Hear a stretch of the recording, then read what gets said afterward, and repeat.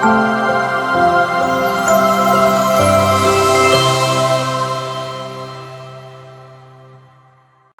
இயேசு கிறிஸ்துவுக்குள் என கருமையானவர்களே, நம் ஆண்டவர் இயேசு கிறிஸ்துவின் நாமத்தினால் உங்கள் அனைவரையும் வாழ்த்தி வரவேற்கிறேன்.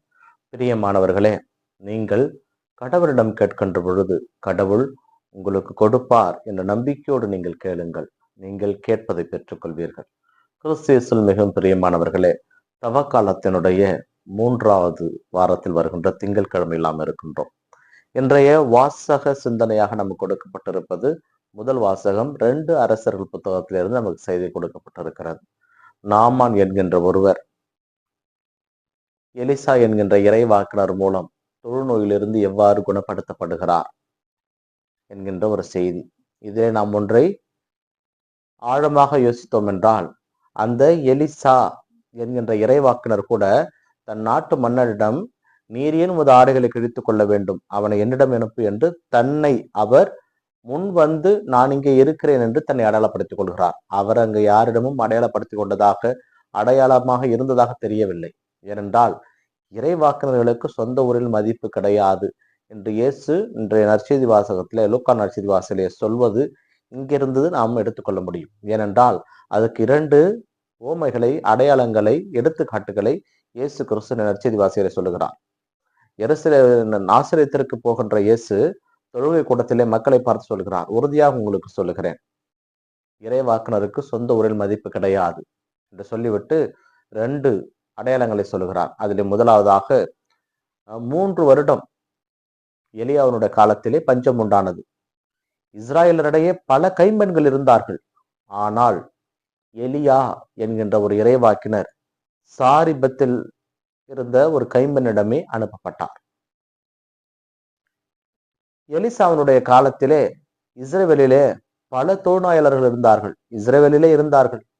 ஆனால் நாமனுக்கே தொழுநோய் நீங்கியது என்று இங்க சொல்லுகிறார். இதை சொன்ன உடனே சுற்றி இருந்த அத்தனை பேருக்கும் கோபம் வருகிறது. ஏனென்றால் அங்கே இருந்த யாரும் உருப்படி இல்லை, அவர்களிடம் நம்பிக்கை இல்லை.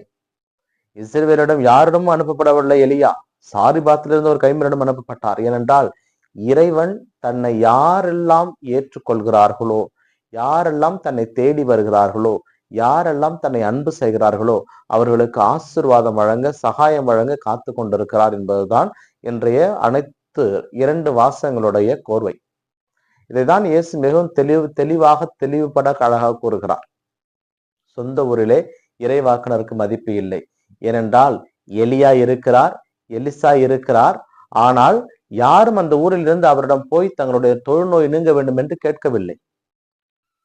பஞ்ச காலத்திலே எங்களுக்கு உணவு கொடு என்று எலியாவிடம் யாரும் கேட்கவில்லை.